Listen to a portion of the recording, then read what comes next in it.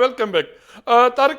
मैं ये बात कर रहा था कि कवानीन सारी चीज़ें मौजूद हैं, लेकिन क्या हमारे यहाँ कवानीन पे अमल दरामद हो रहा है? कोई वहाँ उस पर कोई उसको मॉनिटर करने वाला कोई इदारा मौजूद है? और दूसरी बात यह है कि ये लोग ये मजदूर, ये दिहाड़ीदार, ये आपाशी के आबादगार लोग, ये हारी हमारे काश्तकार, जिनको एक तो ये है कि गुर्बत का शिकार हैं, दूसरा उनके पास कोई इस हवाले से नो हाउ नहीं है। और डॉक्टर यूनुस कह रहे थे कि स्क्रीनिंग करवाएं, ये चीज़ें इदारे कायम हो गए। तो डॉक्टर हसन, WHO एक जिम्मेदार इदारा, उसकी क्या जिम्मेदारी है इस चीज़ों को, इस तरह की चीज़ों को देखने के हवाले से, उनको मॉनिटरिंग करने के हवाले से, पाकिस्तान में इसके हवाले से कोई इनका क्या मैकेनिज्म क्या है WHO का? WHO की कतन जिम्मेदारी नहीं है, ये हमारी अपनी जिम्मेदारी है। ये हमारा मुल्क है, हमारा मसला है और हमने ही इसको हल करना है। जो बैनुल अक़वामी इदारे हैं जिस तरह WHO है, ये हमें हमारी मदद करने के लिए यहाँ हैं। अगर हम HIV पे रोकथाम करना चाहते हैं, उस पर काम करना चाहते हैं, तो WHO टेक्निकल असिस्टेंस प्रोवाइड कर सकता है और इसी तरह और भी जो इदारे होते हैं वो कर सकते हैं, मगर मसले को हल हम नहीं करना है। और मसला जो है वो HIV का नहीं है बुनियादी तौर पे, ये मसला है इन्फेक्शन प्रिवेंशन कंट्रोल का। ये यानी कि हमारे जो मरीज़ हैं वो अस्पतालों में जाते हैं शिफा पाने के लिए, और जिस मर्ज़ में वो मुब्तला हैं उससे सेहतियाब होने के लिए। वो शायद मर्ज़ पता नहीं सेहतियाब होते हैं या नहीं, मगर जब वो वहाँ जाते हैं तो और मर्ज़ ले आते हैं, और बहुत सारे मर्ज़ लेके आते हैं, मगर उसमें HIV ऐसा है जो हर एक जिसका जिक्र करता है। मगर अगर आप देखें कि जहाँ पे 10 अगर HIV के केसेस आप दरियाफ्त करते हैं, तो इससे 10 गुना ज़्यादा हेपेटाइटिस C के केसेस होंगे उसी पॉपुलेशन, वो भी उसी तरह होते हैं। हेपेटाइटिस B भी इसी तरह होता है, सिफिलिस भी इसी तरह होता है, और भी बहुत सारे बैक्टीरियल इन्फेक्शंस इसी तरह होते हैं। ये बुनियादी तौर पे सेहत के निज़ाम के गवर्नेंस का फेलियर है, जिसको, और इस चीज़ को हम कहते हैं इन्फेक्शन प्रिवेंशन कंट्रोल का जो निज़ाम है, कि इन्फेक्शन को फैलने से रोकथाम का जो निज़ाम है जो अस्पतालों में होना चाहिए, उसका ब्रेकडाउन है। यानी जनरल पॉपुलेशन में बच्चे और औरतें जो जा रही हैं, ख़ासतौर से बच्चे जिनको जो ज़्यादा जाते हैं अस्पतालों में, क्योंकि बच्चों में बीमारियां ज़्यादा होती हैं। हमारे यहाँ साफ़ पानी नहीं है पीने को, अगर साफ़ पानी ना मिले तो आपको तरह तरह की बीमारियाँ होंगी। और छोटे बच्चे होते हैं, मेल नरिश्ड हैं, स्टंटेड हैं, तो उनको फिर डिहाइड्रेशन हो जाती है, ड्रिप्स लगती हैं जी, वो उसको ड्रिप्स लगती हैं, टीके लगते हैं। हमारे अस्पतालों में जैसे ये वली का हॉस्पिटल है और भी सारे हॉस्पिटल्स तमाम सूबों में, वहाँ पे, और क्लिनिक्स में भी, प्राइवेट सेक्टर भी, पब्लिक सेक्टर भी, वहाँ पे जो आलात हैं जैसे ड्रिप्स हैं, सिरिंजेस हैं, वो महदूद तादाद में होती हैं, इसलिए रीयूज़ होती हैं। इसके अलावा लालच भी है, मेल प्रैक्टिस भी है, क्वैकरी भी है। ये सब चीज़ें मिला के ये हो रहा है कि एक सिरिंज जो सिर्फ एक मरीज़ पे इस्तेमाल होके और डिस्कार्ड हो जानी चाहिए, वो मुतादिद मरीज़ों पे इस्तेमाल हो रही है, एक से दूसरे को, तीसरे को, चौथे को लग रही है। नहीं, बेडशीट से नहीं फैलती, ये ब्लड बॉर्न इन्फेक्शन है, तो सुई के ज़रिए ये अंदर जाती है, जो ज़्यादा जनरल पॉपुलेशन में केसेस हो रहे हैं। इसी तरह से जब ड्रिप्स लगती हैं, बच्चों को जो ड्रिप्स लगती हैं, वो छोटे बच्चे होते हैं, उन्हें थोड़ी तादाद में फ्लूइड चाहिए होता है, जिसकी ड्रिप, कोई दवाई होती है जो ड्रिप में डाल देते हैं, बुखार की दवाई है, एंटीबायोटिक है, तो वो दवाई डाल दी ड्रिप में, थोड़ी सी ड्रिप जो है वो एक बच्चे में लगी, अब दूसरा तीसरा चौथा बच्चा लाइन में लगे में, वही ड्रिप, वही सिरिंज, वही सुई जो है वो सारों में जा रही है। तो एक को अगर है उनमें से हेपेटाइटिस C है, बाकी सबको भी लगेगा, HIV किसी को है, बाकी सबको भी लगेगा। तो ये मसला है कि हमें सिर्फ HIV पे नहीं बात करनी चाहिए, हम हेपेटाइटिस C में नंबर 1 है पूरी दुनिया में। पाकिस्तान, हमने इजिप्ट को बीट कर दिया, चाइना को। हेपेटाइटिस B कितनी खतरनाक है? जानलेवा जानलेवा है हाँ, वक्त लगता और है। हम फर्स्ट नंबर पे हैं। फर्स्ट नंबर पे हमारे पास करोड़ से ज़्यादा जो हैं हेपेटाइटिस बी के पेशेंट। हेपेटाइटिस सी के पेशेंट हैं। हेपेटाइटिस बी की क्योंकि प्रिवेंटिव वैक्सीन है तो उसके थोड़े कम है केसेस, सी के ज्यादा है। मगर सी के ज़्यादा हैं। मगर सी का ये है कि इसका इलाज मौजूद है और हुकूमत उसका इलाज फराहम करती है और आसान इलाज है, चंद हफ्ते की का इलाज है, एक गोली रोज़ाना लेनी होती है। ये बाहर के मुल्कों में बहुत महंगी दवाई है, पाकिस्तान में मुफ्त मिलती है।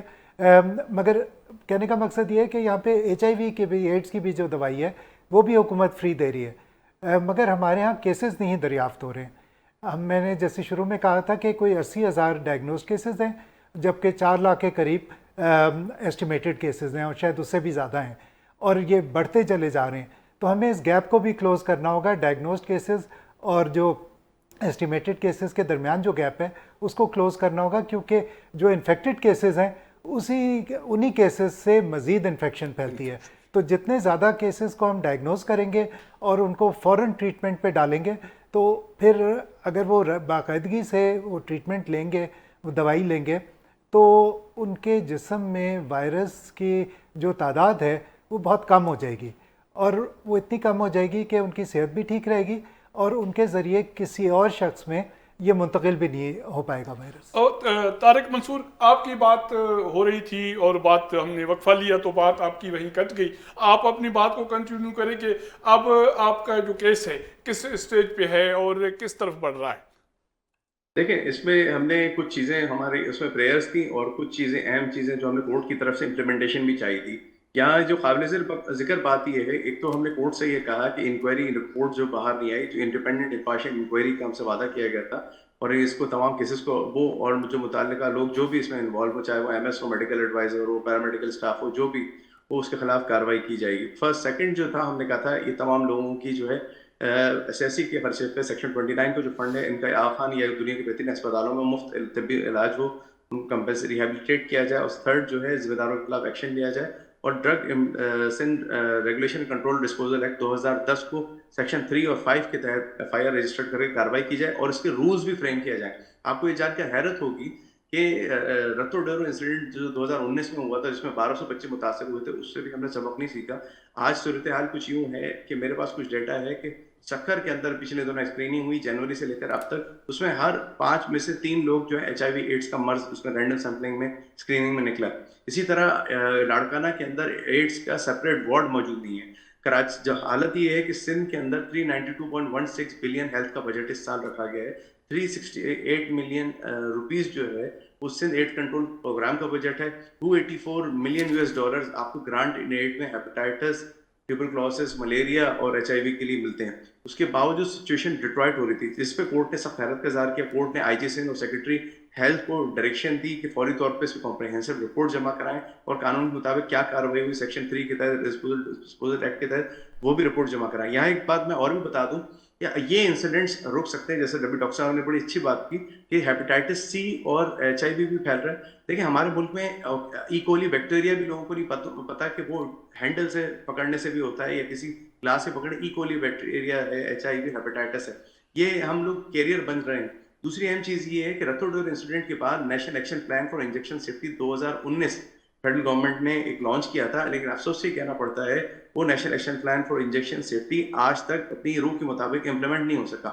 ना 16 साल से regulation and disposal control act 2010 implement हो सकता है, ना उसके तहत कोई प्रोसिक्यूशन हुई है, ना हम इस दौरान आपको हैरत होगी कि ड्रैप को हमने नोटिस दिया तो ड्रैप भी इसमें पार्टी था केस में, तो ड्रैप ने छापे मारे कराची में, तो पता ये चला कि बहुत सारी दुकानों पे और बहुत सारे सेल्स पॉइंट पे जो ऑटो डिस्पोजल के नाम पे सिरिंजेस बन रही हैं, ना तो वो मयार के मुताबिक है, ना वो ऑटो लॉक और ऑटो डिस्पोजल सिरिंज है। अगर हमें ये भी देखना होगा कि 2010 से जब लॉ प्रोबलगेट आया, डिस्पोजल सिरिंजेस पे पाबंदी लग गई, auto lock auto destruct syringe ही इस्तेमाल होनी थी।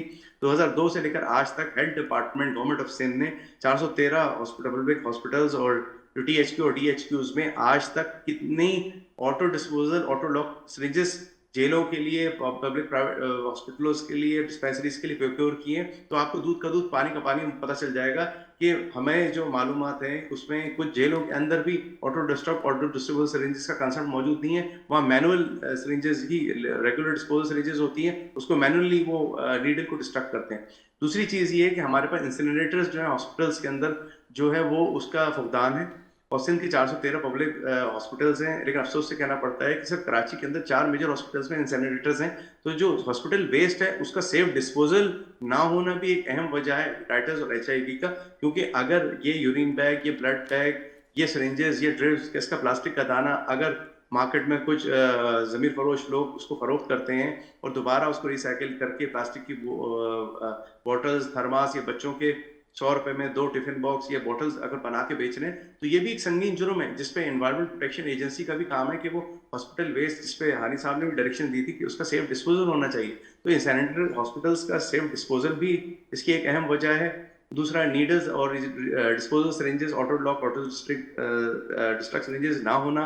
तीसरी चीज़ जो अवेयरनेस, जैसे डॉक्टर साहब ने अभी बताया कि लोगों को ये भी नहीं पता कि कान छिदानते में आप जाएंगे तो उसमें कान में अगर आप बुंदे भी पहनते हैं तो वो एक सेफ होता है, कैरियर बन सकता है। दूसरा, टीथ के अंदर डॉक्टर्स के पास जाएंगे तो स्टरलाइजेशन वहाँ भी इशू है, अताई डॉक्टर्स भी इसका इशू कैरियर बन सकते हैं। जी। उसके अलावा जो जो जो जो जो हमारे हेरोइंचो जर्सी हजरात जो तारिक रीयूज सिरिंजेस, तारिक बहुत अच्छी इन्फॉर्मेशन आपने दी, आप बहुत अच्छा काम कर रहे हैं। लेकिन हम चलेंगे डॉक्टर यूनुस के पास। वो प्रोग्राम मैनेजर रहा है सिंध एड्स कंट्रोल का, और उसने बहुत सारे हेल्थ में बहुत काम किया। डॉक्टर यूनुस, डॉक्टर हसन अब्बास ने बहुत सारी चीज़ों की निशानदेही की कि हमारे यहाँ कमी कहाँ है, कोताहियाँ कहाँ हैं, हमने कहाँ कहाँ जो है गैप छोड़े हैं जिसकी वजह से हम भुगत रहे हैं। और हेपाटाइटिस C की बुनियाद पे हम दुनिया में नंबर 1 हैं, B में हमारा सख्त मुकाबला है, HIV में भी हम लाखों में हैं, हज़ारों में हैं।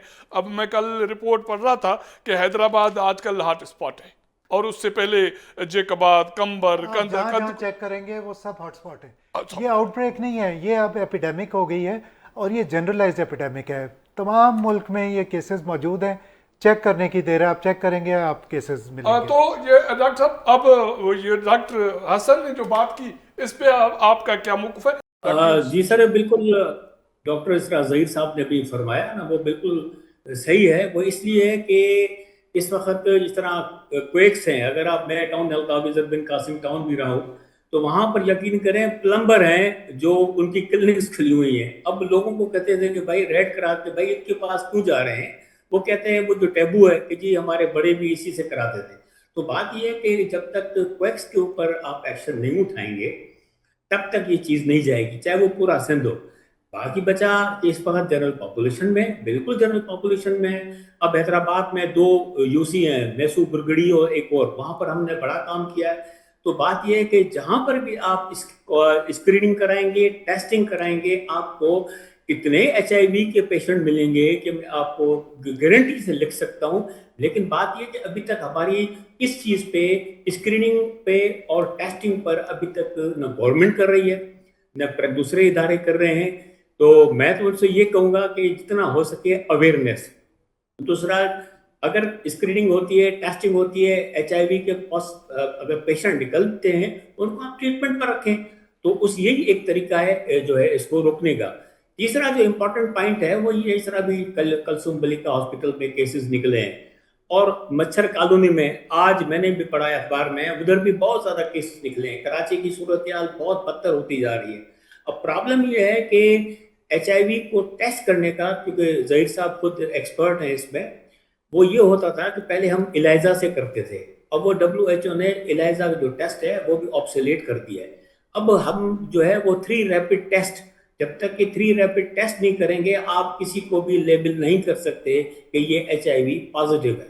तो अब वकील साहब हमारे वो भी ऑनलाइन पर हैं, मैं उनको भी नॉलेज में इजाफा करना चाहता हूँ कि सर क्योंकि आप केस लड़ रहे हैं। डॉक्टर साहब, बहुत सारी चीज़ें एज ए आम शहरी हम सुनते हैं कि निकासी आब में HIV वायरस आ गया, डायग्नोज हो गया, या उसके सिम्टम्स मिले हैं, पीने के पानी से मिले हैं, ये इस तरह की चीज़ें जो रिपोर्ट्स आती है, या हेपाटाइटिस की ये चीज़ें आती हैं, वो कितने हद तक ये है? HIV जो है ये ब्लड बॉर्न इन्फेक्शन है, यानी कि खून के ज़रिए या और बाकी जो कोई body इसका fluids हैं कोई उसके जरिए। सब तो वजह नहीं। और जो अभी हमारे केसेस जो हो रहे हैं ना जनरल पॉपुलेशन जी। में, बच्चों में, औरतों में, बुजुर्गों में, वो हो रहे हैं इंजेक्शन सेफ्टी सही नहीं है, एक ही इंजेक्शन सिरिंज मुताबिक मरीज़ों में इस्तेमाल हो रही है। और दूसरी वजह जो है वो ब्लड सेफ्टी का इशू है कि गैर म्यारी ब्लड बैंक्स का गैर म्यारी स्क्रीनिंग वाला ब्लड जो है वो लग रहा है, उसमें जो स्क्रीनिंग की टेक्नोलॉजी यूज़ कर रहे हैं, स्क्रीनिंग की किट्स वो गैर म्यारी हैं, इन्फेक्शन अगर होती भी है तो वो पिक नहीं कर सकते और इस तरह के वो लग रहे हैं। तो ज़रूरत इस बात की है कि इंजेक्शन्स वाला जो मसला है उसको सख्ती से निपटा जाए। वाफिर मकदार में इंजेक्शन्स होने चाहिए सरकारी अस्पतालों में, प्राइवेट सेक्टर में भी, ताकि रीयूज़ ना हो सिरिंजेस की। और ड्रिप्स भी इसीलिए एक ही मरीज़ को एक ड्रिप इस्तेमाल हो। और ब्लड ट्रांसफ्यूजन अगर ज़रूरी है तब सिर्फ दी जाए, सिरिंजेस सिर्फ ज़रूरी हैं, इंजेक्शन्स उस तरफ दिए जाएँ। और सिर्फ जो बड़े बड़े ब्लड सेंटर्स जहाँ पे म्यारी सारी सहूलियात हैं और म्यारी स्क्रीनिंग होती है, केमिलोसेंस और नेट स्क्रीनिंग होती है, वहाँ का स्क्रीन हुआ हुआ ब्लड इस्तेमाल करें। मैं आपको ज़रा सा ना थोड़ा सा पीछे ले जाना चाहूँगा कि बैकग्राउंड जो थी 2008 में, मैं आपको 15-20 साल पहले ले जाना चाहूँगा। उस ज़माने में मैं नेशनल प्रोग्राम मैनेजर होता था नेशनल एड्स कंट्रोल प्रोग्राम का, और हमारे पास रिपोर्ट आई जलालपुर जट्टा से, गुजरात में, पंजाब में ये एक गांव है, कि वहाँ पे एक एनजीओ ने स्क्रीनिंग कैंप लगाया HIV का, और बहुत सारे केसेस वहाँ पे दरियाफ्त हुए। तो हम लोग गए वहाँ पे, हमारी टीम गई और बाकायदा हमने एक इन्वेस्टिगेशन की, सैंपल्स वगैरह कलेक्ट किए और उसका डिटेल्ड जेनेटिक एनालिसिस किया। अमेरिका CDC अटलांटा में भेजे सैंपल्स, और फिर बाद में जब उसकी रिपोर्ट आई तो बहुत ही परेशान कुन रिपोर्ट थी।